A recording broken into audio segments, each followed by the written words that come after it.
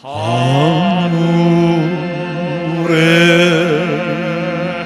계신 아버지 이름 거룩하사 주님 나라 임하시고 뜻이 이루어지다.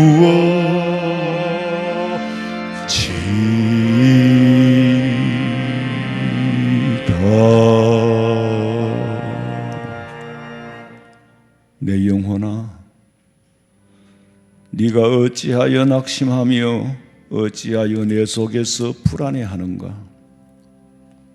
너는 하나님께 소망을 두라. 그가 나타나 도우심으로 말미암아 내 하나님을 여전히 찬송하리로다.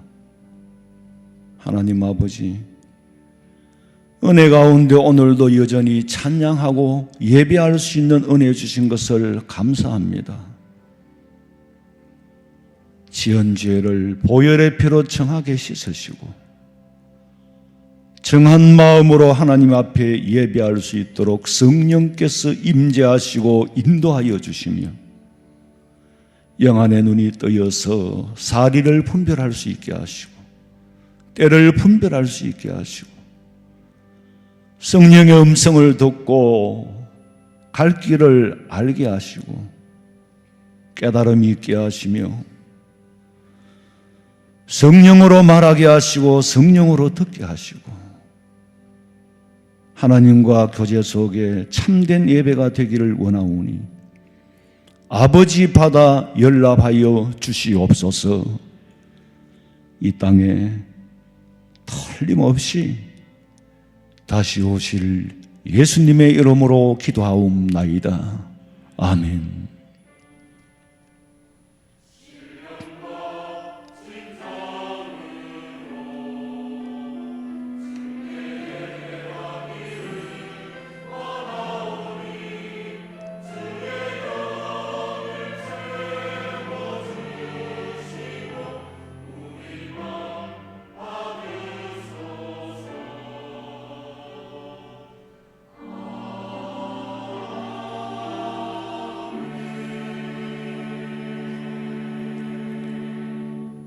전능하사 천지를 만드신 하나님 아버지를 내가 믿사오며 그 외아들 우리 주 예수 그리스도를 믿사오니 이는 성령으로 잉태하사 동정녀 마리아에게 나시고 본디오 빌라도에게 고난을 받으사 십자가에 못 박혀 죽으시고 장사한 지 사흘 만에 죽은 자 가운데서 다시 살아나시며 하늘에 오르사 전능하신 하나님 우편에 앉아 계시다가 저리로서 산자와 죽은 자를 심판하려 오시리라.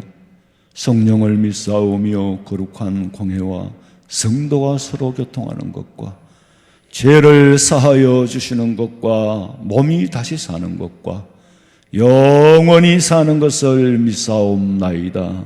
아멘.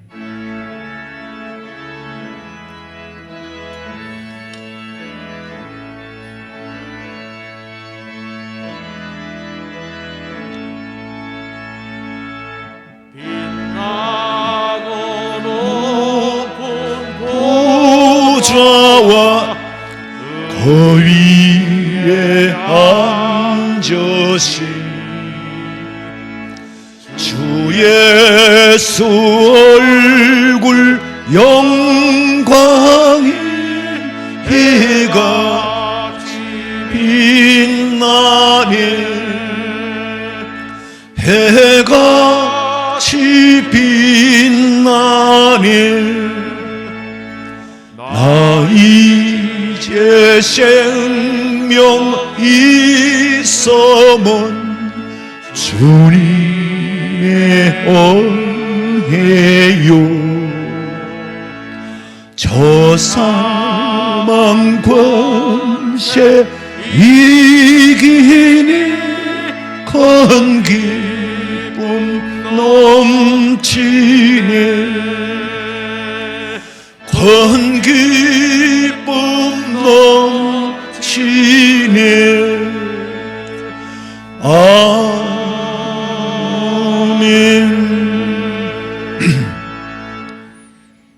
여호와의 산에 오를 자가 누구며 그의 거룩한 곳에 설 자가 누구인가?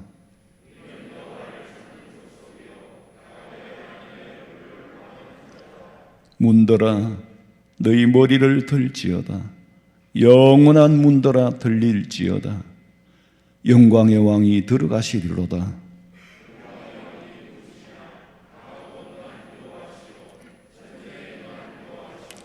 문들아 너희 머리를 들지어다 영원한 문들아 들릴지어다 영광의 왕이 들어가시리로다.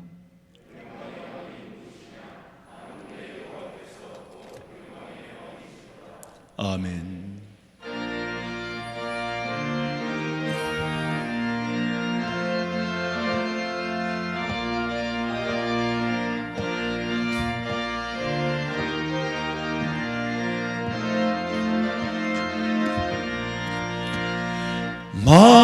마음속에 관심 있는 사람 주 예수 앞에 아뢰어라. 슬픈 마음 있을 때에라도 주 예수께 아뢰라. 주 예수 앞에 아뢰어라. 주님은 내 친구니 무엇이나 근심하지 말고 주 예수께 아뢰라. 눈물 나며 깊은 한숨 쉴 때 주 예수 앞에 아뢰어라. 한 일 내게 있더라도 주 예수께 아뢰라. 주 예수 앞에 아뢰어라. 주의 내 친구니 무엇이나 근심하지 말고 주 예수께 아뢰라. 괴로움과 두려움 있을 때에 주 예수 앞에 아뢰어라. 내일을 염려하지 말고 주 예수께 아뢰라. 주 예수 앞에 아뢰어라. 주리의 친구니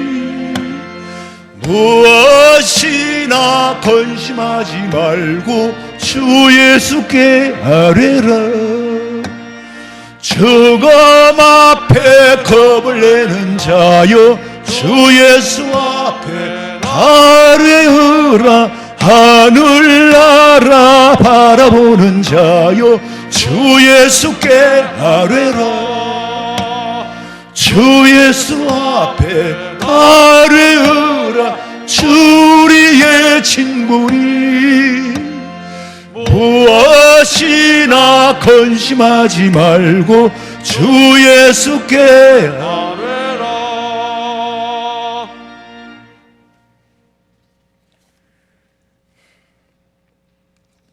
우주의 주인이시며 생명의 주인이신 하나님 아버지, 변함없이 우리를 사랑하셔서 하나님 아버지께 예배할 수 있도록 주의 날에 거룩한 예배의 자리인 주의 몸된 교회로 인도하여 예배하게 하심을 감사합니다.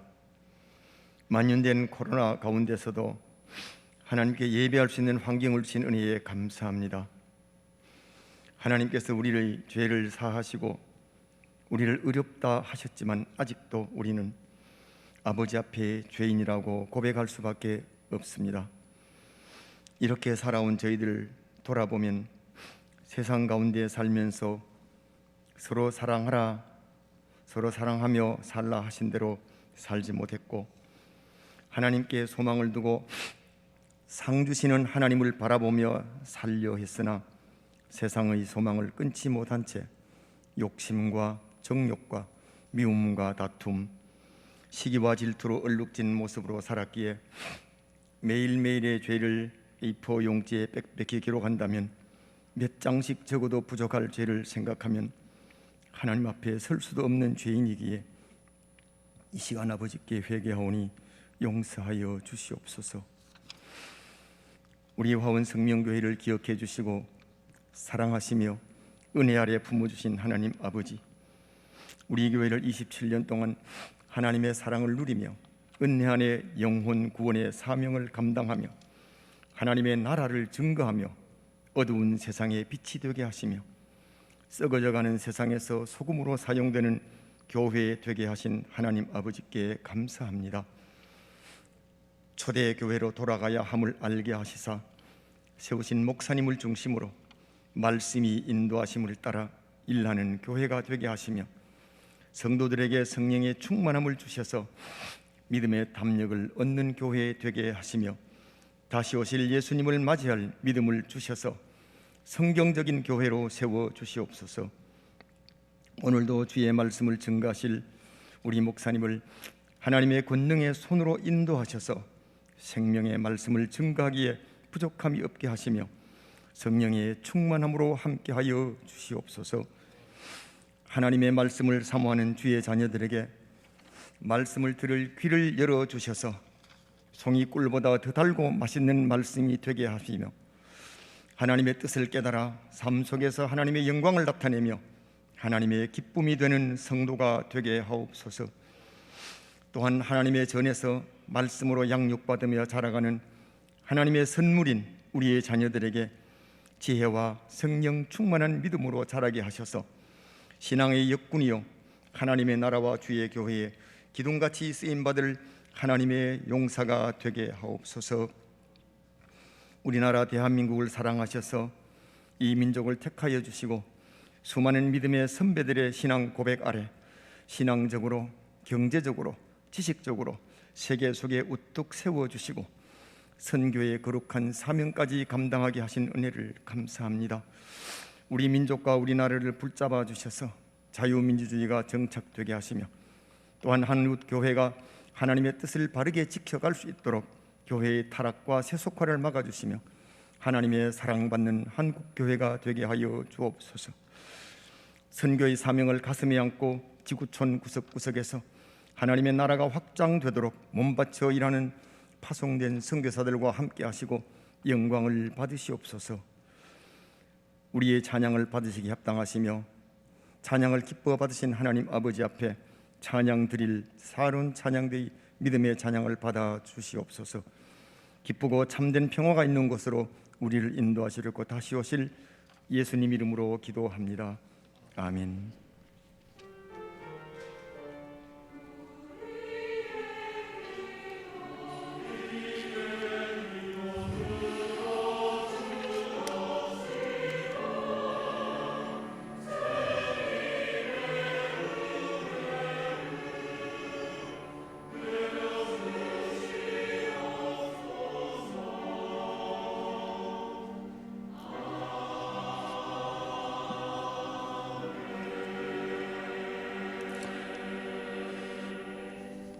하나님의 말씀은 마태복음 14장 13절에서 21절 말씀입니다.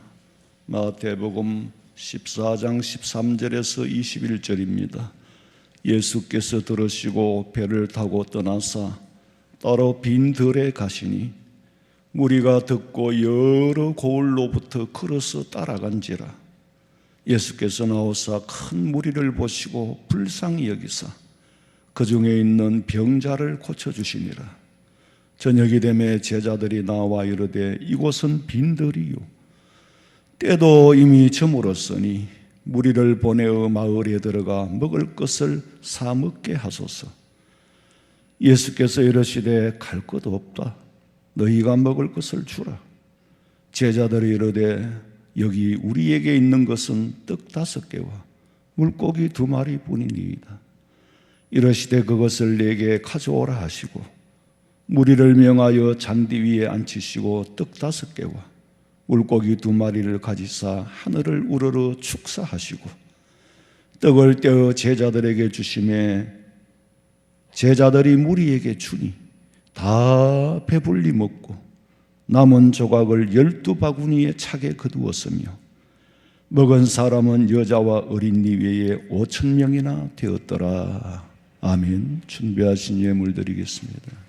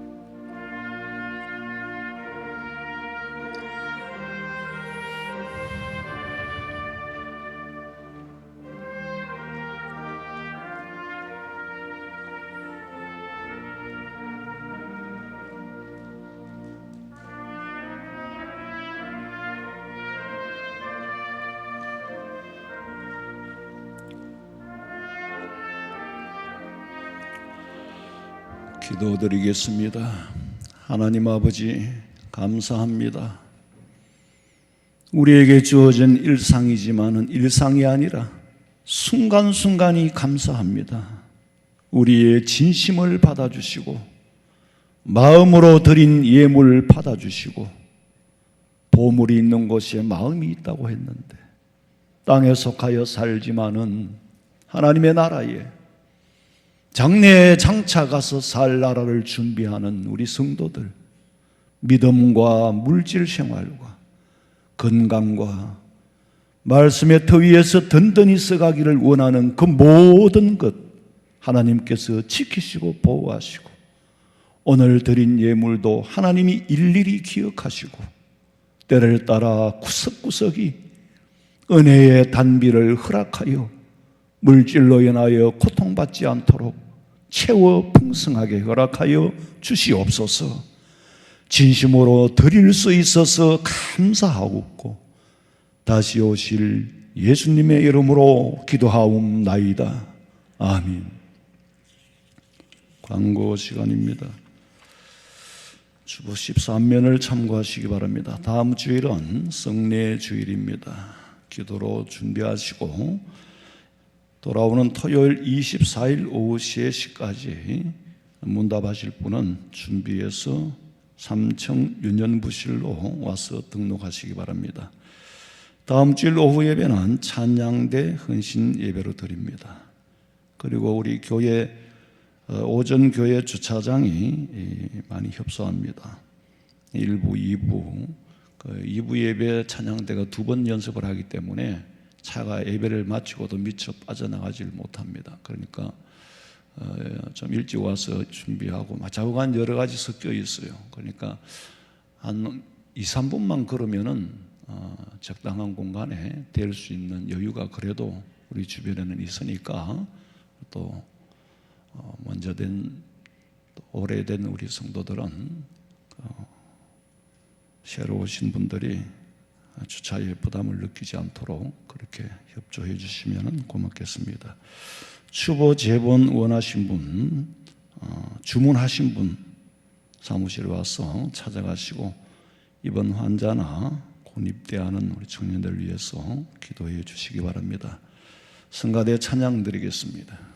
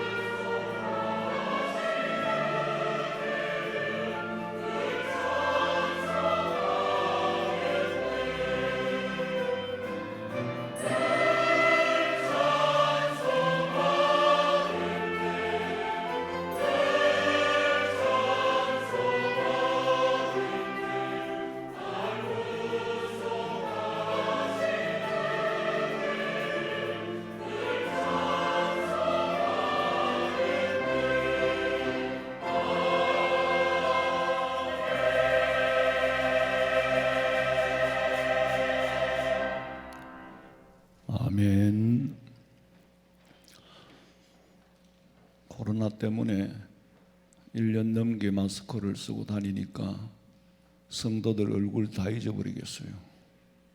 눈은 비슷하게 생겼고, 그러니까 진짜 성도들 얼굴 잊어버릴 것 같고, 지나가면 몰라요. 내가 운동하면서 지나가도 모르더라고. 사람이 살다 보면은 내 앞에 놓인 현실이 항상 버거워요. 어르신들 앞엔 참 죄송한 말씀입니다만은 제가 살아오는 이날까지 한순간도 버겁지 않은 시간이 없었어요. 때로는 태산과 같고, 때로는 홍해와 같은 감당할 수 없는 인간 능력의 한계를 뛰어넘는 그런 일들이 닥칠 때에 참 힘들어요. 이건 이 땅에 발을 딛고 사는 동안에는 예수님을 믿는 사람이나 안 믿는 사람이나 누구에게든지 다 닥쳐오는 겁니다. 다만 다를 뿐이지요. 없는 사람은 없어요. 나만이, 왜 하필 나만이? 아니에요. 저 사람은 저 사람대로, 저 사람은 저 사람대로 제 각기 다 짐이 있어요. 그 짐이 좀 버겁단 말이에요. 좀 무거워요. 경제적으로 만약에 어렵다면은 처음에는 뭐 형제나 친구들한테 찾아가서 도움을 받을 수도 있겠죠. 그러나 그것도 한두 번이지 자꾸 그러면 누가 좋아하겠어요? 잠언서에 보면은 내가 돈이 많으면 친구들이 모이지만은 내가 돈이 없으면 다 흩어진다 그랬어. 그게 인간의 이치잖아요. 안 도와준다고 원망하지도 말아야 돼요. 안 도와주는 사람 나무랄 수도 없어요. 가난은 나라도 못 막는다는데 한 번 한 달 생활비를 도와주어서 해결이 될 거면 모르겠는데 근본적인 문제는 해결이 안 됩니다. 그러나 급할 때는 그것도 굉장히 용이하죠. 급할 때는 한 달만 넘기고 두 달만 넘기면은 가능하니까. 구제는 보면은요, 재생산이 돼야 돼요. 계속 투자만 해가지고 되는 게 아니고 근본적으로 사회복지에서 구제라는 것은 힘들 때 도와줘가지고 아예 재생산을 할 수 없는 분도 있어요. 연세가 많으신 분이나 어린 아이들은. 그러나 그 외에는 재생산을 할 수 있도록 투자를 해줘야지 그냥 그거 까먹고 앉아 있을 수 있도록 그래가지고는 끝이 없어요. 그게 성경의 원리예요. 좌우간 자꾸 도와달라 그러면 좋아하는 사람 없어요. 그러니까 이제 나중에는 믿을 것도 없고 기댈 것도 없으니까 사람들이 좌절을 하는 거예요. 그리고는 심지어 인생을 포기하고 타락해버리거나 노숙자가 되어버린단 말이에요. 타락이 뭡니까? 막 술 먹고 방탕하는 그것만 타락이 아니에요. 낙심해버리는 거예요. 삶의 의욕을 포기해버리는 거예요. 그게 타락이에요. 그런데요, 하나님께서는 1000번을 구해도 10,000번을 구해도 싫어하지 않고 구하면 구할수록 내가 가까이 가면 갈수록 끝없이 베풀어 주시고 더 품에 안아 주시고 내 마음에 용기를 주시고 담대함을 주시지, 사람들처럼 자꾸 가서 구하고 자꾸 매달린다고 귀찮아하는 분이 아니에요. 그 하나님이 우리 아버지란 말이에요.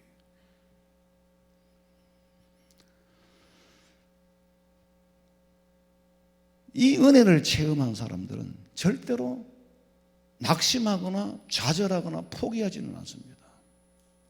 시련과 연단은 있지만 그 가운데 이겨나가려는 희망과 소망을 가지지 낙심하거나 좌절하지는 않는단 말이에요. 그게 참 믿음이거든. 하나님의 능력에 대한 믿음이고 전지하신 하나님의 믿음이고 영원하시고 나와 함께 하신다는 하나님에 대한 믿음이에요. 우리 예수 믿는 사람은 어떤 시련과 역경 속에서도 구할 곳이 있고 기댈 언덕이 있다고, 비빌 곳이 있다는 게 얼마나 큰 축복인지, 이건 저와 여러분에게 주어진 특권인 줄로 믿으시기 바랍니다. 돈도 그래요. 1,000만 원이 필요한데 단돈 10만 원도 없다면 이건 내 능력 밖의 일이에요. 그러면 여러분 어떻게 살아왔습니까? 물려받은 게 많고 타고난 게 많아서 삽니까? 아니지요. 물론 그런 분도 계시겠지만은 급할 때는 하는 수 없이 빚을 냈었습니다.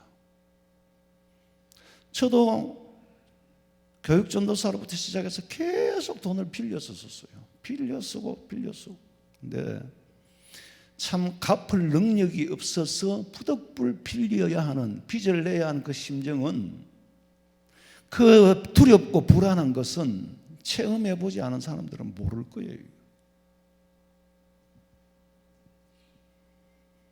제가 신학교에 들어가던 해에 1학기 등록을 하고 입학을 하자마자 3월 달부터 집안에 감당할 수 없는 급변화가 일어나서 파산 지경에 놓였어. 그날로부터는 부모님을 의지할 수 있는, 전혀 기대할 수 없게 되어버렸어요. 그 다음에 이제 2학기부터는 등록금이 없으니까 기도할 수밖에 없잖아요. 그 누가 그러더라고. 학자금 대출을 한번 받아보라고. 그래서 재학 증명서를 떼가지고 고향 동네에 갔어요. 면소재지 가서 농협에 내미니까 그 학자금, 그 재학 증명서 한 통으로 대출을 받는 것도 기적이에요. 거래해본 적도 없고 담보물도 없고 보증인도 없는데 이상하게 그걸 해주더라고. 참 신기하잖아요. 그건 대출 담당하는 자기 마음인지, 만약에 담보도 없고 거래도 없는 사람한테 왜 대출해 주느냐고 감사가 들어가면 골치 아프겠죠. 근데 자기가 해줬어요. 막 그런 얘기는 너무 길고, 간증을 할 수 있다면은 열흘도 한 달도 간증할 수 있을 거예요. 디테일하게 섬세하게 간증을 한다면. 경제적으로는 극빈자로 시작해서 양식도 떨어지고 거주할 방도 하나 없는 상황에서도 하나님께서 나와 함께 하셨기 때문에 지금 여기 살아 서 있는 거잖아요. 그게 기적이지, 하나님이 살아계신다는 표적이지, 그게 우연이겠습니까? 여러분, 기도할 때 하나님이 천사를 보내준 거지 우연이라는 게 똑같은 일이 반복될 수가 없어요. 어떻게 우연이 어려울 때마다 반복해서 일어날 수 있겠습니까? 한번 생각을 해보시라고. 예수 믿는 우리에게는, 우리는 알고 있기 때문에 필연이 있을 뿐이지 우연은 없습니다. 우연이라는 것은 원인도 없고 과정도 없고, 원인도 과정도 없이 그냥 일어난 일을 우연이라고 그래요. 필연이라는 게 뭐예요? 원인이 있어요. 과정이 있어요. 목적이 있어요. 그럴 때 일어나는 게 표적이고 그게 필연이에요. 우연을 잘 가장해서 이용하는 사람들이 신천지잖아요. 길을 가다가 우연히 만난 친구, 야 커피 한잔 하자 이러고 같이 간 우연히 한 사람을 딱 택하이스를 잡으면은 내가 딴 사람하고 같이 가는 거예요. 가서 아유 야 반갑다. 옆에 사람 누구냐? 내 친구다. 이러고 이제 커피 한잔 하는 거예요. 그러니까 이미 신상 파악이 다 됐어. 그러면 이제 새로운 친구하고 내가 말하는 게 친구가 도와주고, 너무나도 우연히 만난 것처럼. 근데 그 속에는 우연이 아니라 필연이에요. 뜻이 있고 목적이 있는 겁니다. 인간 세상에 일어나는 건 우연은 없어요. 아유 물에 빠져 떠내려가다가 살았어. 그게 재수가 좋아서 그렇습니까? 원인을 모르니까 재수가 좋다라고 갖다 붙이는 거고, 원인을 모르니까 조상 몇 자리를 잘 써서 산 거라고 갖다 붙이는 거지. 생명에 어떻게 우연이 있습니까? 재수 좋아가 죽고, 재수 좋아가 살고, 재수 좋아가 죽어요? 그러니까 예수 안 믿는 사람들은 재수에 갖다 붙일 때 말고는 갖다 붙일 데가 없잖아요. 생명을 주관하시는 분은 하나님이지 재수가 아니에요. 재수라는 말은, 세상에 재수는 없습니다. 우연이라는 말은 원인을 모를 때에 일어나는 일, 그걸 가지고 우연이라고 그래요. 그런데요, 아니에요. 돌아보면 반드시 그 가운데 하나님의 경륜이 있었습니다. 경륜을 깨닫지 못하니까 우연이라고 말하는 거예요. 우연이 된 일에는 책임이 없습니다. 내가 원했던 일이 아니니까. 그런데요, 필연에는 반드시 책임이 따릅니다. 사명이 따릅니다. 대출을 받았으면 갚아야지요. 그 어떻게 하다 보니까 그 우연히 그래가지고 그 대출을 받았는데, 우연히가 아니죠. 원인이 있었고 과정이 있었고 결과가 있는 겁니다. 그럼 빚을 냈으면 갚아야지요. 그런데 그 모든 어려운 과정을 다 건너뛰고 지금 살아있다는 거잖아요. 참 복음 전하고 주의 일 하면서 순간순간이 하나님이 함께 하신 그 은혜를 정말로 하늘을 두루마리로 삼고 바다를 먹물로 삼아도 다 기록할 수 있겠나? 빚을 지고 사는 건 죄가 아니에요. 그런데 빚진 사람의 마음은 죄인이에요. 문제는 무슨 일 때문에 빚을 졌느냐라는 거죠. 무엇 때문에 빚을 졌느냐? 거기에 따른 결과는 전혀 다르죠. 하나님을 기쁘시게 하고 주님을 영화롭게 하고 주신 사명 감당하기 위해서 빚을 졌다면은, 떡 사먹기 위해서 진 게 아니라면은 하나님이 책임져 주십니다. 이건 제가 오늘 여러분에게 설교를 하기 위해서 한 말이 아니고 머릿속에 들어있는 하나님의 믿음이고 철학이에요. 수십억 빚을 내도 이걸 가지고 허튼 데 쓰지 않으면은 하나님이 책임져 주실 거다. 그게 확신이었어요. 갑자기 생각난 얘기를 만들어낸 게 아닙니다. 이것이 나의 삶이요, 이것이 나의 간증이니까. 그런데 하나님께서는 사명을 주시면 돈도 같이 주시면 좋겠는데 돈은 안 주시더라고. 사명을 주시면서 학비도 주고 생활비도 같이 주면 좋겠는데 사명은 주는데 돈은 안 주시더라니까. 그러면서 오히려 더 아무도 의지할 수 없는 환경으로 만들어버리는 거예요. 기댈 곳이 없도록 만들어버리는 거예요. 그때부터 내게는 시련이고 하나님께서는 나를 연단시키는 거고, 연단을 연단인 줄 모르면 연단 가운데 포기해버립니다. 연단 가운데 낙심해버립니다. 내게 주어진 시련이 하나님께서는 나를 연단시키는구나라는 걸 알아야만이 연단 속에서 소망을 보고 이기고 참고 견딜 수 있는 거지. 하나님은 훈련시키는데 나한테는 그게 시련이라니까. 거기 좌절해 버리는 거예요. 왜? 시련 가운데 소망이 안 보이면 당연히 좌절하지요. 그럴 때 이제 믿음이 발동을 하는 거죠. 믿음이. 시련 가운데, 연단 가운데 환난 끝날에 더 좋은 것을 주심하고 약속을 하셨기 때문에 나는 그 말씀을 믿고 연단 속에서 소망을 봤다는 거죠. 소망을 가졌다는 거예요. 이게 내게 주어진 연단이구나. 이걸 내가 똑똑해서 알았어요. 천만에요. 기도할 때에 깨닫게 해주시더라고. 깨닫게 해주셔. 하나님, 왜 내게 이런 시련을 주십니까? 감당할 수 없는 시련을 주십니까? 할 때에 하나님께서는 야 이놈아, 그건 네게는 시련일지 몰라도 나는 너를 쓰기 위하여 연단을 시키고 있다는 거예요. 그런 확신이 있으면은 절대로 포기할 수가 없어요. 돈을 주는 게 아니에요. 그 가난을 해칠 수 있는 힘을 주시는 거예요. 그래서 제가 후배들한테도 어려운 사람들한테 항상 그래요. 그것이 기회다. 힘들게 하는 만큼 살아만 남으면 하나님이 더 크게 쓰실 거다. 그런데 거기서 좌절을 해버리는 거예요. 시험도 시련도 아무나 받는 게 아니에요. 하나님이 필요해서, 필연적으로 필요해서 주시는 건데 거기서 하나님 원망하고 불평하고 좌절해버리면 어떻게 되겠어요? 빚이라는 게요, 다 같은 빚이 아니에요.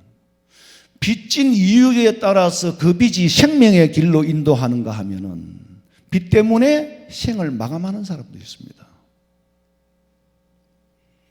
복음을 위해 선한 사업에 빚을 지면은 그 빚은 재산이에요. 빚이 재산이라니까. 육신의 정욕을 위하여 허비했다면은 그 빚은 생명의 길이 아니야, 사망의 길이에요. 돈을 쓸 줄을 알아요. 버는 자랑하지 말고 쓰는 자랑하라고 했어.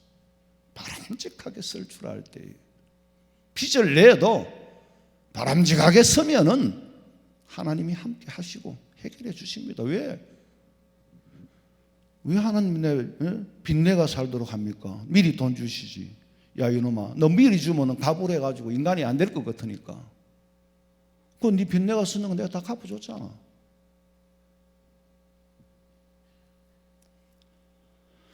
빚은 졌지만은 공부할 수 있는 기회였고, 빚도 재산이라고 생각할 때 감사하면서 내가 허튼데 안 쓰니까. 그런데요, 잘못된 빚을 지고 평생 후회하는 사람도 봤고, 그런가 하면은 빚을 져야 할 때에 지지 못해서 후회하는 동료들도 봤어요. 빚도요, 질 때는 져야 돼요. 질 때가 있고 갚을 때가 있고. 빚을 져야 될 때 무서워서 빚을 못 지면 아무것도 못 하는 거예요. 그런데 분명한 것은 절대로 허튼 데 쓰면 안 돼요.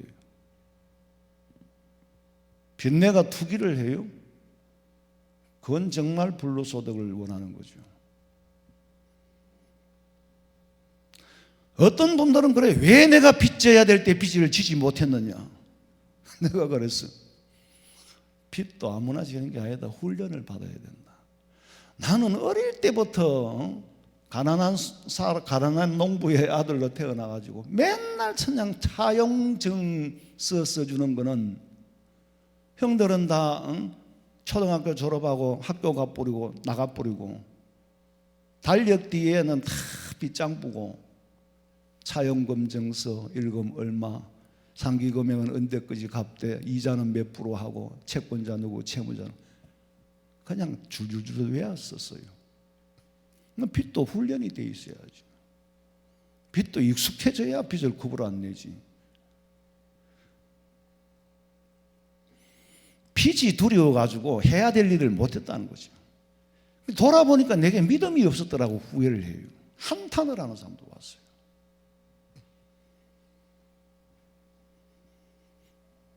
오래전의 일입니다만 우리 교회 교육전도사님이 신학대학원을, 주로 이제 신학대학원을 다니면서 전도사를 많이 하죠. 근데 공부하면서 사역을 해야 되고 살림도 꾸려야 되고, 한 번은 목사님 저 사역을 그만두겠습니다 그래요. 그래서 내가 왜 그러냐 그러니까 경제적으로 어려워서 그렇습니다. 그럼 어떻게 할 건데 그러니까 돈을 좀 벌어가지고 하랍니다. 근데 언제 벌어가 모아가지고, 얼마나 벌어가 모아가지고 학비를 모아서 공부를 해? 그게 한두 푼이냐? 무슨 능력으로 그렇게 돈을 모아가지고 해? 그러지 말고 지금 자네한테 주어진 이 형편은 사람이 만들 수 있는 게 아니다. 어려움도 절대로 만들 수 있는 게 아니다. 자네를 쓰려고 하나님이 지금 이런 어려움에 처하게 한 거다. 기도해봐라. 틀림없이 답답한 만큼 기도해봐라. 그리고 피할 생각은 하지 마라. 가난을 피할 생각을 하지 마라. 이거는 기도할 수 있는 기회다. 임의로 어떻게 이런 환경을 만들겠느냐? 기도하면서 일하면은 하나님께서 등록금을 못 내서 학교를 못 가거나 가족들이 굶어 죽지 않도록 하실 거다. 나도 밑바닥에 가봤다. 당장 나 앉을 방 하나 없고, 당장 아침에 양식이 떨어지고, 제가 살아온 걸 다 체험을 간증하다시피 하면서 설득을 했어요. 그리고 답은 자네 마음에 있는 거다. 근데 계속 사역을 했다면 우리 교회에서 굶어 죽었을까? 우리 교회에서 전도사님이 굶어 죽었다 하면 이건 말이 안 되죠. 교회가 아니에요, 그거는. 전도사님이 길거리에 나앉았다 하면 이건 그냥 교회가 아니에요. 전도사님이 등록금을 못 내고 학교를 못 갔다 하면 말이 아니지, 이거는. 그러나 내가 대줄 테니까 하라는 소리는 할 수가 없습니다. 그건 하나님이 주신 시련과 연단의 기회를 내가 뺏는 거니까. 그리고 공평의 원리에도 어긋나니까. 자, 더 이상은 말씀을 안 드리겠고, 오늘 본문에 보니까 예수님께서 복음을 전하는데 예수님이 가면은 병자도 고쳐주고 하니까 어디든지 따라 나서는 무리들이 많아요. 근데 여자들과 어린아이를 빼고도 5천 명이나 됐더라 그래요. 날은 저물어 가고 먹을 건 없고. 그때 제자들이 뭐라고 했습니까? 15절 읽어보세요.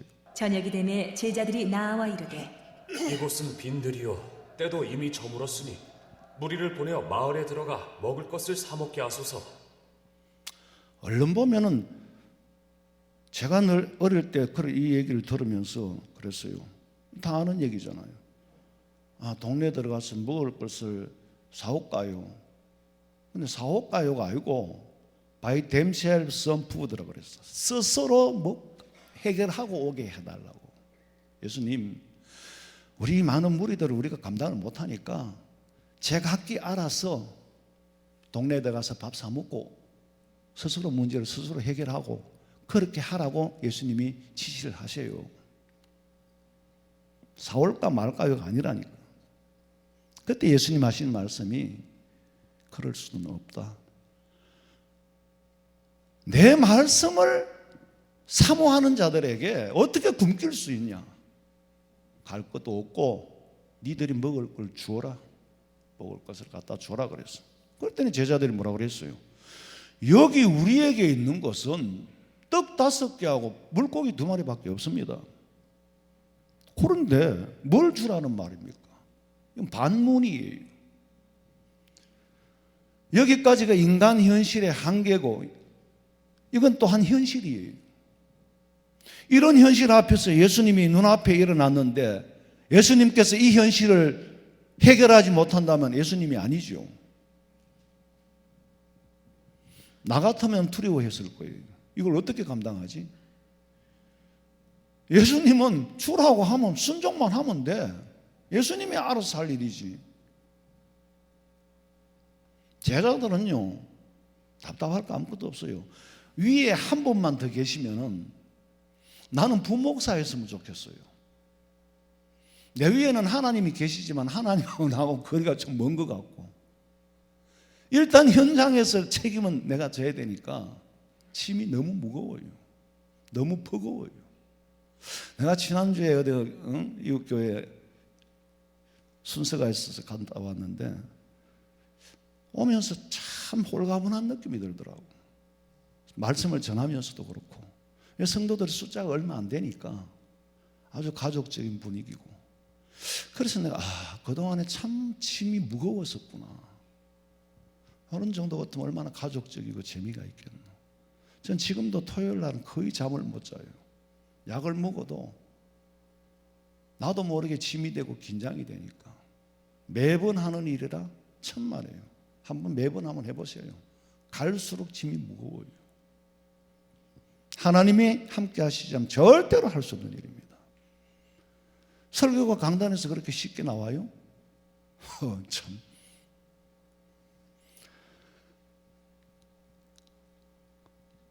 예수님을 따르는 무리들은요, 결단코 절대로 굶게 하시지 않습니다. 이스라엘 백성들이 애굽에서 나와서 광야 생활을 할 때 할 수 있는 게 아무것도 없어요. 인간으로서 살 수 있는 게 없다니까. 그러니 만나와 메추라기를 주고 물 한 모금도 하나님 주시지 않으면 먹을 수가 없어요. 그때는 하늘에서 만나와 메추라기 내렸어요. 이걸 성령의 단회적인 역사라고 말합니다. 아무것도 할 수 없으니까. 엘리야가 그리시니까에 가서는 아무것도 할 수 없을 때는 까마귀로 갖고 물에다 줬잖아요. 그런데 지금 우리 현실은요, 아직은 할 수 있는 게 많습니다. 집에 들어간 적은 만나와 메추라기를 달라고. 그건 안 되죠. 성령의 단회적인 역사라는 것은 필요할 때 허락하시는 거예요. 필요할 때 이 많은 무리들 중에 나한테 허락할 수도 있고 너한테 허락할 수도 있는 거예요. 이건 내 간정이에요. 최소한으로 여러분이 믿는 하나님은 어떤 하나님인지 몰라도 제가 믿는 하나님은 그런 하나님이에요. 그리고 이스라엘 백성들이 광야에서 왜 하나님이 만나와 메추라기를 주셨느냐 하면은 이 사람들이 가야 할 목적이 가나안이란 말이에요.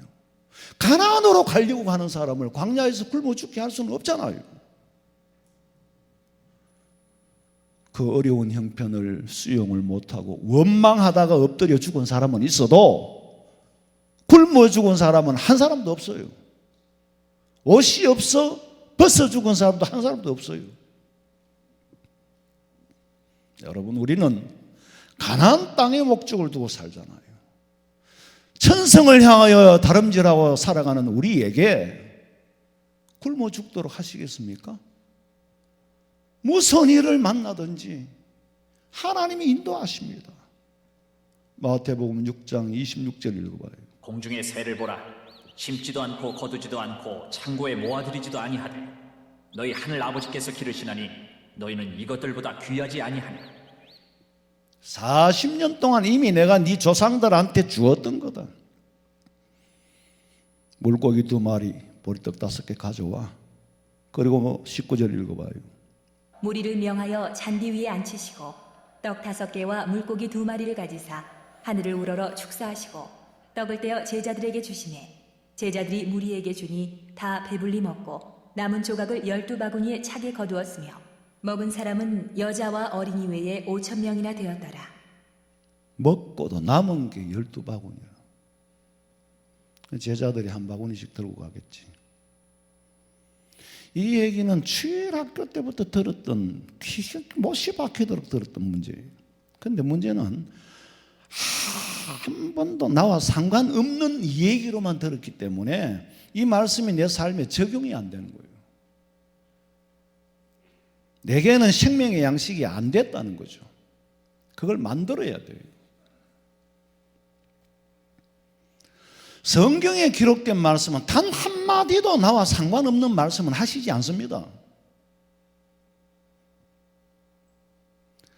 이 말씀을 내 것으로 소화를 시키느냐 남의 얘기로 듣느냐 그 약간의 차이는 인생을 엄청난 차이로 만들어나는 거죠. 성경을 근성으로 스토리로 10,000번을 읽어도 영안을 뜨고 그 속에 감춰진 뜻을 모른다면은 내 삶에 적용을 못 시키고 내 삶의 변화가 일어나지 않는 거죠. 그래서 제가 늘 자주 드리는 말씀이 성경 한 절, 한 구절만 제대로 믿어도 인생이 변한다. 인생이 달라진다. 인생이 새로워진다. 부산 앞바다에 물고기가 목말라 죽었다면 그건 지 탓이지. 오늘 하나님의 말씀을 여러분은 생명의 떡으로 받아 잡수시기를 주님의 이름으로 축원합니다. 계시록 10장 10절 읽어봐요. 내가 천사의 손에서 작은 두루마리를 갖다 먹어버리니 내 입에는 꿀같이 다나 먹은 후에 내 배에서는 쓰게 되더라.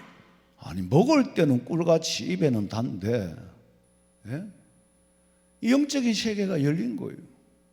정말 송이꿀보다 더 달아요. 하나님의 말씀을 그대로 먹어버리면 의심 없이 먹어버리면 영적인 세계가 열리는 거예요. 그런데 배에는 쓰더라. 영 안에 열리니 영과 육이 싸우는 거예요. 세상과 싸워야 돼요.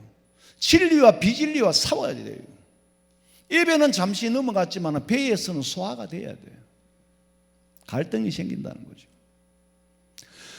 최근에 어떤 유튜브에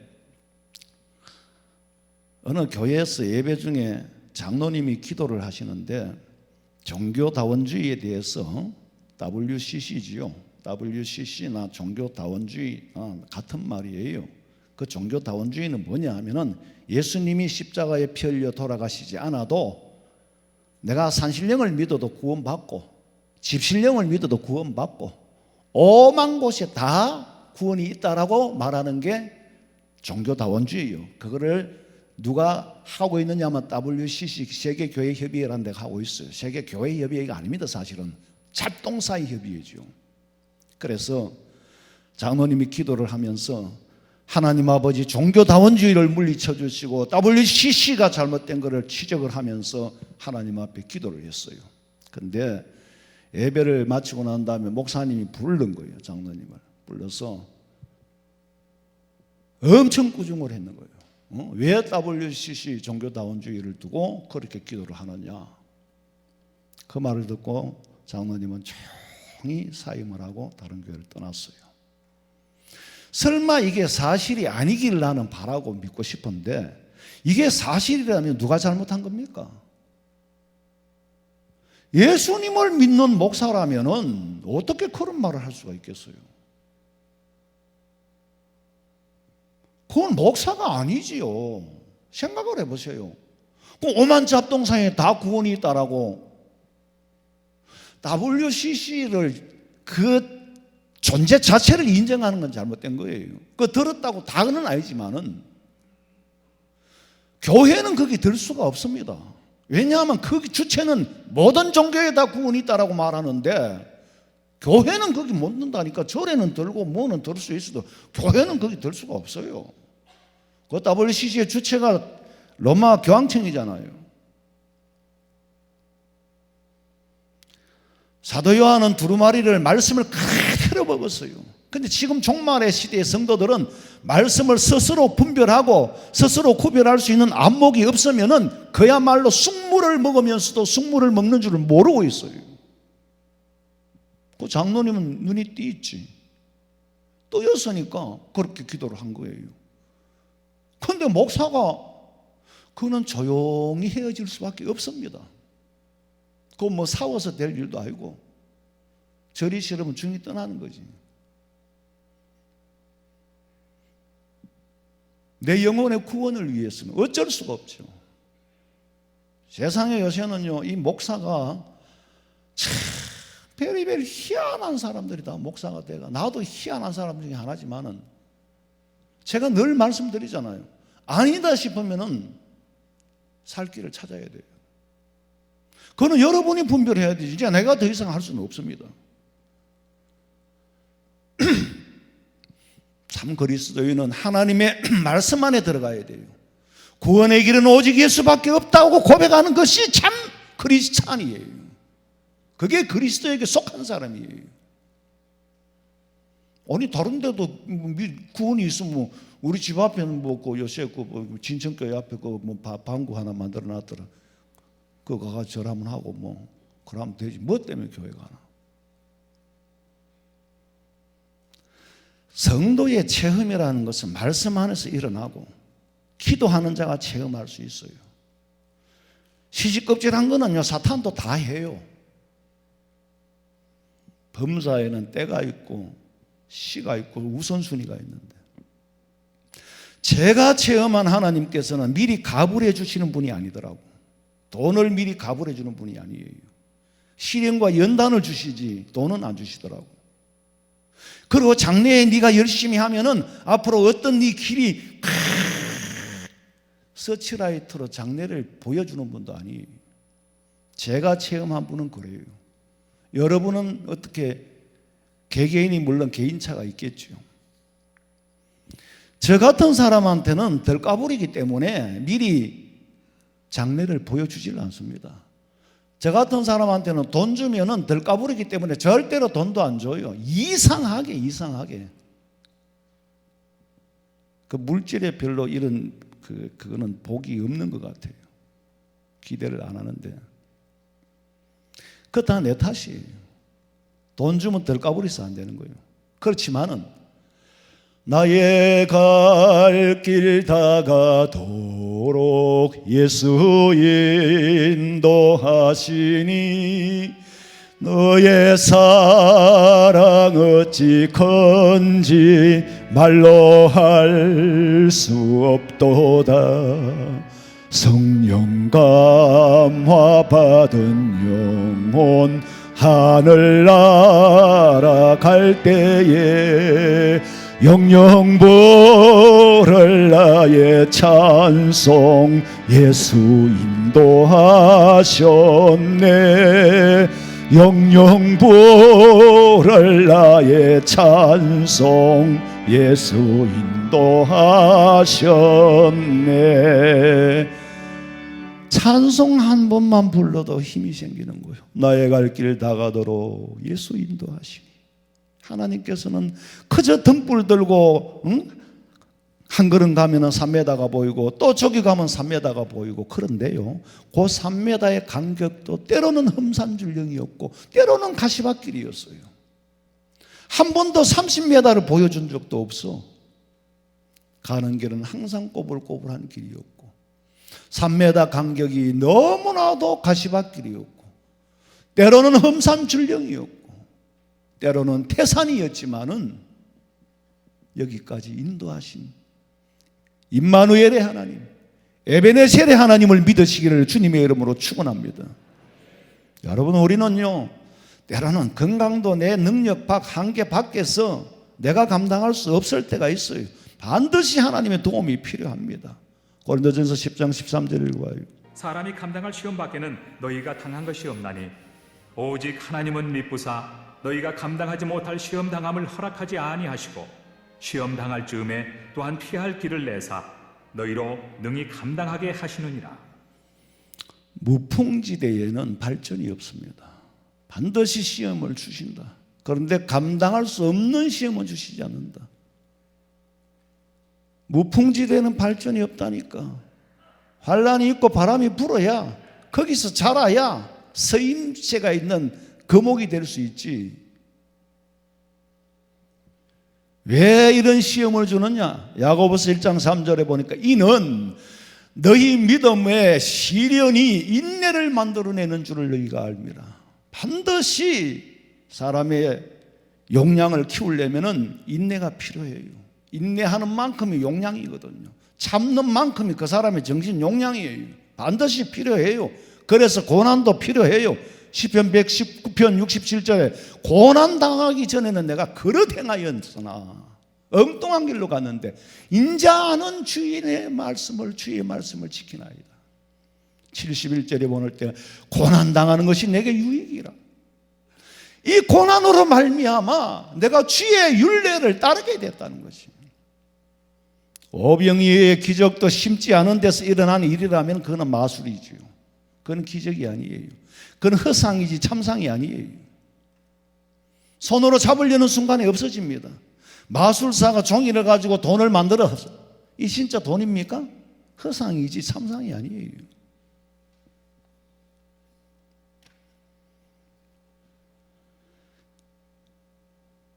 여러분, 기도할 때 하나님이 반드시 들어주십니다. 우리가요, 분명히 제가 다시 말씀드립니다만 마음에 새기고 살아야 될 것은 항상 내 앞에 놓인 현실, 내 앞에 놓인 삶의 무게는 내가 지기에 조금씩 버거워요. 조금씩 버겁다니까. 나이가 들면은 메뚜기도 짐이라 그러잖아요. 잠언서에 그렇게 말합니다. 몸도 짐이고 내가 감당하는데 버거워. 내 몸 하나 감당하기에도 버겁고 내 삶의 경제적으로도 내가 살아야 할 현실에 비하면 짐이 무겁고 자식도 짐이고 가정도 짐이고 회사도 직장도 내가 지기에는 조금씩 버거워. 하나님이 버겁게 만들어 주셨어요. 왜냐하면 짐이 약간 버거워야 기도하지. 짐이 버거워야 엉뚱한데 눈을 안 돌리지. 짐이 버거워야 교만하지 않지. 그래서 엎드리게 만드는 거예요. 아버지 곁을 떠나지 못하도록 하기 위해서. 돈만 주면 탕자같이 집을 떠나니까. 전부 하나님이 조절합니다. 보세요. 엘리야는 낙심하면서 기도하고 기도하면서 낙심을 했어요. 하나님, 이제 나 차라리 내 생명 거두어 가주세요. 낙심하면서 기도한 거예요. 차라리 내 생명 거두어 가달라고 낙심하면서 기도를 했는데 하나님이 죽도록 버려뒀어요? 아니요, 살려주셨잖아요. 그런데 좌절하면은, 예? 좌절하고 낙심하고, 기도를 안 하는 사람은 낙심할 자격도 없어요. 좌절할 자격도 없어요. 엘리야는 기도하면서 낙심한 거야. 믿음 있는 사람은 기도해야지. 기도해야 하면 들어주실 줄로 믿으니까. 기도할 수 있는데 왜 걱정? 기도하면서 왜 염려하십니까? 기도할 수 있는데 왜 실망하십니까?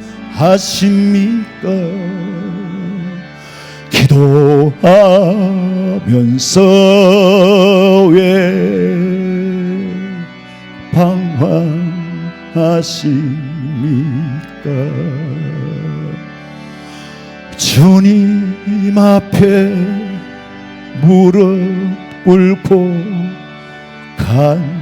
간구해 보세요. 마음을 정결하게 덫을 다하여 기도할 수 있는데 왜 걱정하십니까? 기도하면서 왜 염려하십니까?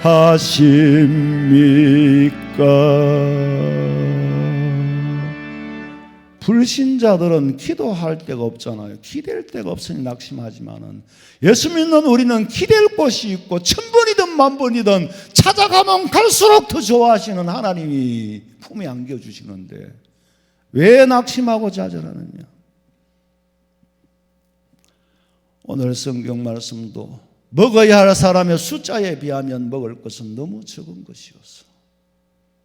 너무나도 인간이 감당할 수 없는 버거운 문제였지만 예수님께서 해결해 주셨어. 주님이 함께 하시면 무슨 일이든지 해결해 주시오. 교회에도 기적이 필요할 때가 있어요.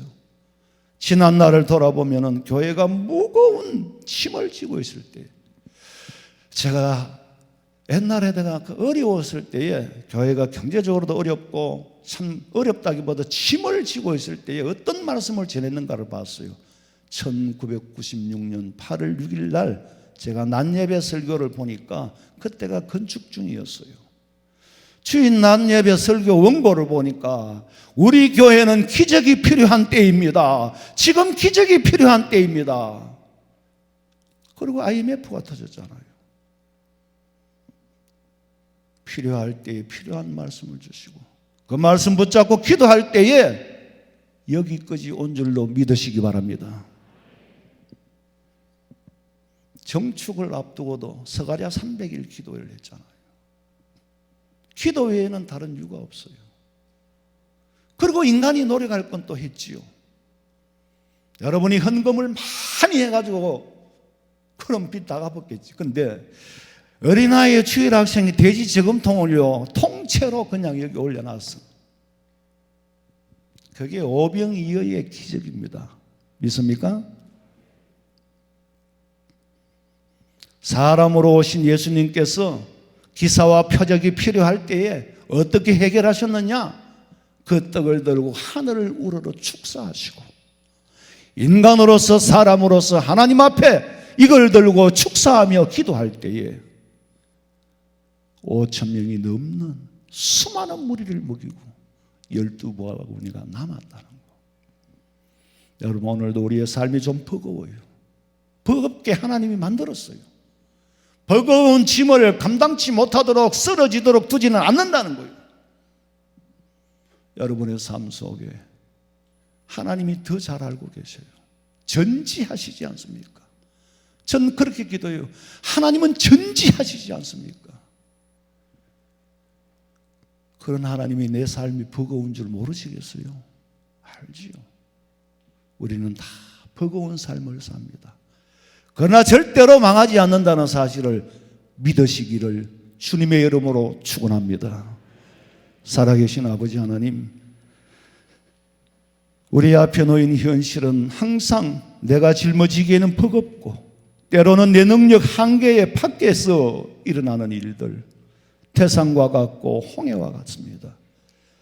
그러나 여기까지 인도하신 에베네셀의 하나님이요, 함께하신 임마누엘의 하나님이요, 여호와 이레의 하나님 장래에도 준비하고 계시고 여호와 니시의 하나님 결국에는 승리하게 인도해 주실 줄로 믿습니다. 우리 성도들은 말씀이 귀에 스쳐 지나가는 것이 아니라 가슴에 박히고 삶의 철학이 되고 이 말씀을 쫓아 새 힘을 얻게 하여 주시옵소서. 다시 오실 예수님의 이름으로 기도하옵나이다. 아멘.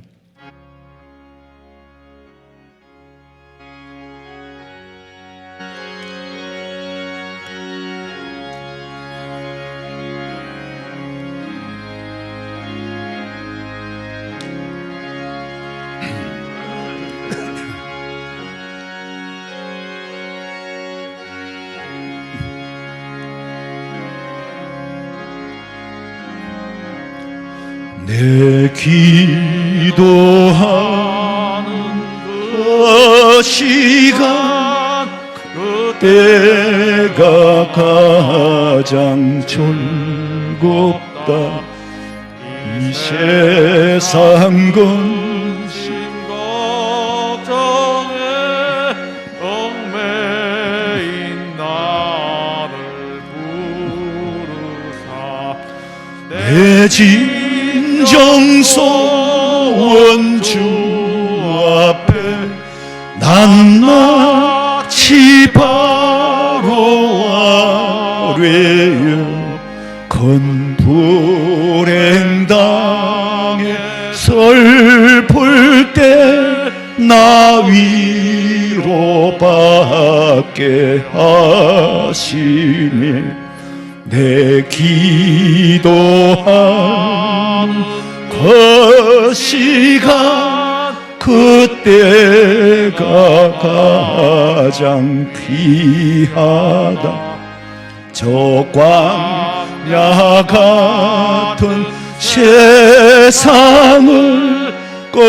끝없이 방황하면서 위대한 길로 나갈 때 주께서 나를 이끌어 그 보좌 앞에 나아가 그 은혜 받게 하시니 내 기도하는 그 시간 그때가 가장 즐겁다. 이때껏 지은 건재로 내 마음 썩고 아파도 참마음으로 뉘우쳐 다 숨김없이 아뢰면 주 나를 위해 복주사 세온에 부어주시네. 내 기도하는 그 시간 그때가 가장 즐겁다. 주 세상에서 일찍이 저 요란한 곳 피하여 들에서 산에서 온 밤을 세워 지내 예사 주 예수 기도로 근본을 보여 주셨네.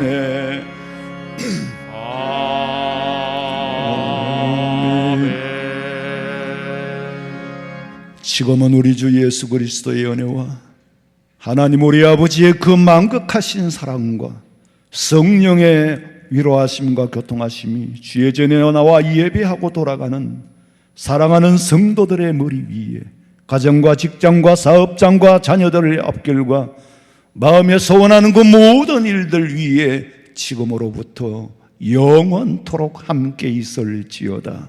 아멘. 아버지